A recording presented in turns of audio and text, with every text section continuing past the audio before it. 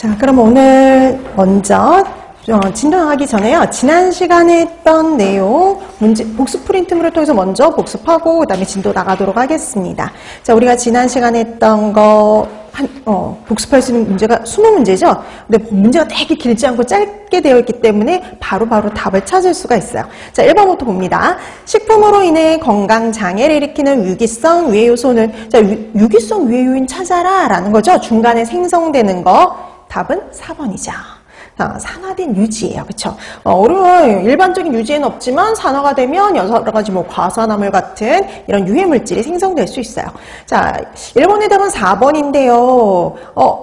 1번에는 보고독이라든지 5번에 있는 식물 알칼로이드 같은 애들은요, 자연독들이에요. 그래서 얘네 같은 경우는 내인성에 해당이 되죠. 그 다음에 2번에 있는 방사선 물질, 3번에 있는 중금속, 이런 것들은 외인성이죠. 외부로부터 오는. 그래서 1번의 답 4번이 되겠고요. 그 다음에 2번, 내인성 위해요소가 함유되어 있는 식품은 식품 자체에 들어있는 게 내인성이었죠. 그래서 이 중에서 내인성에 해당이 되는 건 4번이죠. 덜 익은 매실. 자, 그래서 우리가 덜 익은 매실에 들어있는 게 우리가 그 유명한 아미그달린 같은 애들이 있죠. 그래서 2번의 답 4번이 되겠습니다. 그 다음에 1번, 그 다음에 2번, 그리고 1번, 2번, 맥각이 혼입된 보리, 농약이 묻어있는 채소, 이런 애들은 다 외부로부터 온 거죠. 외인성에 해당이 되고요. 그 다음에 가열 처리한 튀김 유지, 그 다음에 숯불에 탄 고기, 이건 중간에 생성되는 물질들이죠. 유기성에 해당이 됩니다. 자, 그래서 2번의 답 4번이었고요. 그래서 보기를 보고 여러분들이 구분하실 수 있으면 돼요. 자, 그 다음에 3번. 가장 낮은 수분활성도에서 생육이 가능한 미생물 그랬어요. 그래서 여러분, 이 중에서 가장 낮은 수분활성도에서 생육이 가능한 거 찾아라. 우리가 가장 많은 수분을 필요로 하는 게 세균이었고요. 그 다음이 효모, 그 다음이 곰팡이 순이었죠. 그러면 이 중에서 보니까 바실러스 세균이고요. 슈도모나스도 세균, 사카로미세스 같은 경우에는 효모였죠. 그 다음에 살모넬라 세균, 그 다음에 아스페르길루스 곰팡이잖아요. 그럼 이 중에서 가장 낮은 수분 활성도에서 생육 가능한 거? 네, 5번이죠. 곰팡이.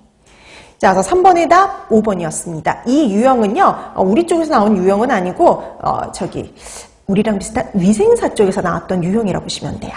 자, 3번의 답 5번이 되겠고요. 그 다음에 4번. 저온 보관 중인 육류, 우유 등의 부패에 주로 관여하는 거. 저온 보관 중인 식품의 부패에 관여한다. 그러면 대표적으로 슈도모나스였죠. 답은 3번이 됩니다. 자, 그 다음에 5번. 그람 양성의 포자를 생성하는 혐기성균은. 여러분, 우리가 포자를 만든다. 그럼 딱 두 개예요. 바실러스 아니면 클로스트리디움. 그 중에서 혐기성이다 라고 하면 클로스트리디움이죠. 답은 2번이죠. 자, 그 다음 6번. 그람 음성 간균인 오염지표균 그랬습니다. 우리가 위생지표균 대표적인 게 대장균하고 장구균이잖아요. 그 중에서 그람 음성 간균이라 그러면 대장균이죠. 답은 5번에 있습니다.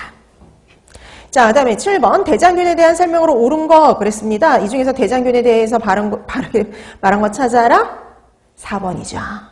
자, 1번. 그람음성 구균이 아니라 간균이에요. 네, 포자 생성하지 않죠. 장구균하고는 별개였습니다. 그 다음에 냉동식품의 분변오염지표균은 대장균이 아니라 장구균이죠. 답 4번. 저당, 유당하고 같은 말이죠. 유당을 발효한다. 유당을 분해해서 산과 가스를 생성할 수 있었어요. 그래서 7번의 답 4번이었고요. 그 다음에 8번. 다음에서 설명하는 미생물은 그랬습니다. 자, 이 중에서 요 설명에 해당하는 미생물 찾으려는 거죠. 그람 양성의 호기성, 통성호기성 간균으로요. 내열성 포자를 만든다.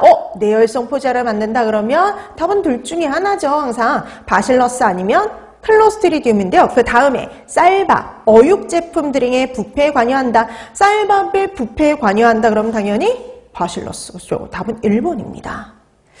자, 그래서 8번의 답 1번이 되겠고요. 그 다음에 9번. 다음에서 설명하는 미생물은 그랬습니다. 그람 양성의 구균으로요. 사람이나 동물의 분변에서 검출이 되고요. 식품의 오염지표균이다. 동결, 건조에 대한 저항성이 크다. 이런 형태로도 나올 수 있다는 건데요. 여러분, 우리 오염지표균 중에 그람 양성 구균이다. 그럼 당연히 장구균이죠. 그럼 보기 중에서 장구균 찾아야 되잖아요. 몇 번에 있냐면 4번에 있었죠. 엔테로 장, 코코스 구균. 답은 4번입니다. 자, 다음 10번. 부패의 정의에 오른 것 그랬네요. 여러분, 우리 부패, 산패, 변패 이거 구분하실 수 있어야 되죠. 이 중에서 부패의 정의로 오른 거 2번입니다. 단백질이 혐기적인 조건에 의해서 미생물에 의해서 변질되는 걸 우리가 부패라고 얘기를 하죠. 답은 2번인데요. 1번 보세요. 탄수화물이 미생물의 작용을 받아 유기산을 생성하는 거. 사람이 먹을 수 있는 유기산, 알코올 이런 것들을 만들어내는 건 뭐라고 얘기하냐면 발효라고 얘기하죠. 이건 발효.